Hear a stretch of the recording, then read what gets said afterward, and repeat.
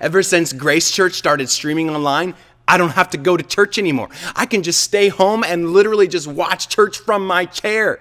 And I don't have to go through that stupid greeting. Go and find 3 people and give them a fist bump. How about I give myself a fist bump?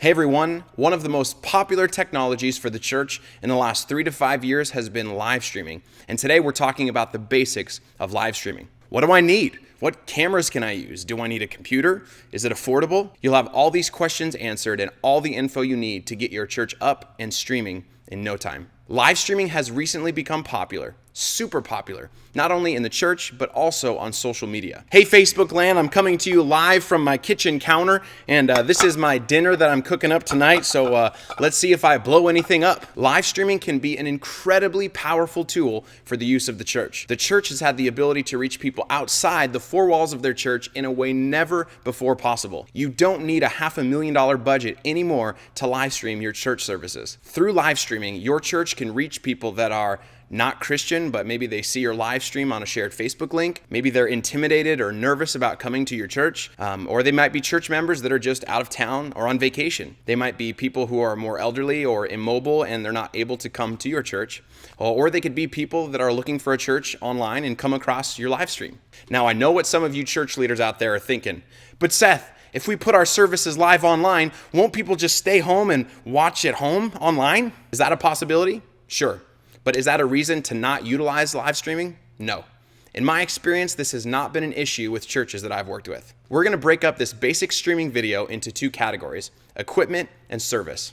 Now remember, this is just a basic overview of streaming, and I will be doing a more in-depth video on different aspects of live streaming soon, so stay tuned for that. So the first category is the equipment. You might be thinking to yourself, what in the world do I need to get started streaming? Our church only has a mixer and a CD duplicator and a box of offering envelopes in our media booth in the corner. I got nothing. So here's the most basic equipment that you need to get started streaming. Number 1 is a camera. This is the most important part of streaming because without a camera, you have no video. I have been blown away at the quality of cameras recently. The camera that I'm filming on right now was used on eBay for about $1,200. You can get a camera for basic live streaming for anywhere from $100 to $200 all the way up to $2,000. I'm going to put some links in the description below for a good, better, best scenario for inexpensive cameras. So make sure to check that out after the end of this video. What you are looking for is a camera that has either an HDMI live output or an SDI live output. The SDI output tends to appear more on expensive cameras as you approach about $1,500 to $2,000. So you are probably going to be getting a camera with an HDMI live output. Now, most inexpensive cameras with this output will not have a full-sized HDMI out port on the camera, but they'll have some sort of like a mini or a micro HDMI port out of the camera. These cables normally come with the camera, but you can also buy them for very cheap on Amazon.com. This camera is an HF-R20 by Sony. You can buy these on Amazon or eBay for about $100 to $130. This is a 1080p camera that is an excellent and inexpensive beginner camera for live streaming. Now that we have our camera, we need to get a tripod. Now, a tripod seems small and trivial, but a tripod is actually extremely important. Why? Because when your pastor starts preaching and moving left to right, you don't want your online audience to get motion sickness when Brother Larry can't pan smoothly with your $5 garage sale tripod. Walmart actually has a decent tripod that is pretty smooth for about $40 in their electronics department. I'll put a link in the description for that as well. If you have the extra budget, make sure to get a nice tripod. Now, number 3. Now that we have our camera and our tripod, now we need to get our streaming equipment. Now, there are multiple ways to do this. You can use a computer or a dedicated streaming box like a TriCaster or a Teradek box that streams directly to your streaming service. However, I highly recommend using a computer for your live streaming. They are much more versatile and scalable as you grow in your live streaming. So your streaming computer will take the live video signal and pipe it into your streaming software. Your streaming software will stream your camera or cameras to wherever you want to, whether that be a website, YouTube, Facebook, etc. For your streaming computer, I would highly recommend using a PC computer and not a Mac. Now, I'm a total Mac guy, but for streaming, a Windows PC is definitely the way to go. I won't get into detail about computer specs, but you'll want to start out with a faster i5 or i7 processor, at least 8 gigs of RAM, a 900 or 1000 series GTX video card by NVIDIA, and a video capture card or video capture device. The video capture card device is what brings your live video into your computer. Capture cards can range anywhere from 1 to 4 HDMI inputs or 1 to 8 SDI inputs. If you want to run multiple cameras or inputs into your computer, you could get a capture card with 4 inputs and switch between 4 different cameras or input devices. Now remember, the more inputs that you have on your computer, the more CPU and GPU usage you will sustain. So make sure that you have a powerful enough computer before you start adding tons of cameras. I have a list of different video capture cards in the description below, so check those out after the video. Lastly, you need your streaming software. This is the software that's going to stream and many times mix your different input sources together. Some of the popular streaming programs are vMix, Wirecast, OBS, Livestream Studio, Flash Media Live Encoder, VidBlaster, and more. Personally, I highly recommend using vMix. It is by far the best streaming program, hands down. I will argue until I am blue in the face. vMix is the best. Now, vMix is not paying me to promote their product. It's just the best. Our church has been using it for the last 8 years, and it is the best of the best.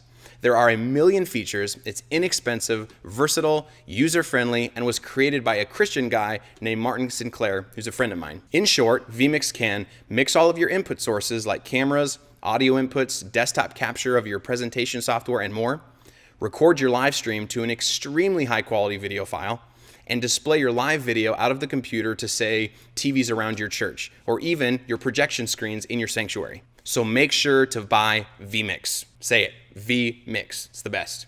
Now that you have your camera, tripod, computer, and software, now all you need is your streaming service. This is the service that takes your live video and makes it available all around the world to all of your devices. You can use either a free service like YouTube or Facebook, or you can pay for a CDN, which stands for Content Delivery Network. The pros of using YouTube or Facebook is that they are free and they are connected with users who are already using their website. They also transcode your video automatically to different qualities so people from varying connection speeds can watch. YouTube and Facebook also have built-in chat features that connects your users while they're watching, although there are solutions for using chat features while using a CDN as well. The con is that they typically limit the quality that you can stream and also have copyright algorithms that scan your audio for copywritten material. If you end up streaming any copywritten material in your audio feed, they will flag your video and remove it. An example of this is having pre- and post-service music. If you stream any sort of mainstream music playing in the background, YouTube and Facebook will detect it and pull the video down once you're done streaming, so that's a bummer. The pros of using a CDN is that you have full control over your video stream. You can set the video as high or as low quality as you like. You can customize the player, controls, add captions, use a whole host of other cool features that are not available with YouTube or Facebook. Now, the cons of using a CDN is that you have to do some more legwork, embedding, and setting up your player in your website. YouTube and Facebook are very plug and play, whereas a CDN has more variables in the setup. The other con of using a CDN is you typically have to pay money for these CDN services. But I'm sure that your church has a massive budget and money is never an issue at all, ever. So once you have your streaming service, they will provide you with an RTMP URL and a stream name. Here's an example Facebook stream with the RTMP information. Just plug in this information into your streaming software and hit go. You are now streaming live to Facebook. If you are using a CDN, you're now streaming live to your website, assuming you copy and pasted the code they sent you to embed it into your website. Now, I wanted to give a quick plug for my company called the Cloud Media Group. We are a provider/CDN for live streaming video. If you're interested in going with the CDN service, shoot us an email and we would love to serve your church. Our CDN is worldwide and our prices are competitive. So there you have it, the beginner's guide to live streaming. You may have a bunch of questions and might be totally confused. That's all right, I'm here to help. You may be the only media volunteer and have almost zero knowledge in live streaming. I'll have a lot of links in the description below to point you in the right direction for equipment and setup.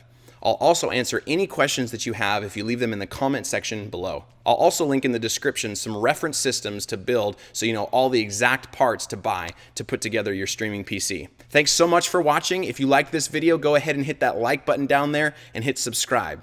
We'll see you next time, and until then, happy live streaming.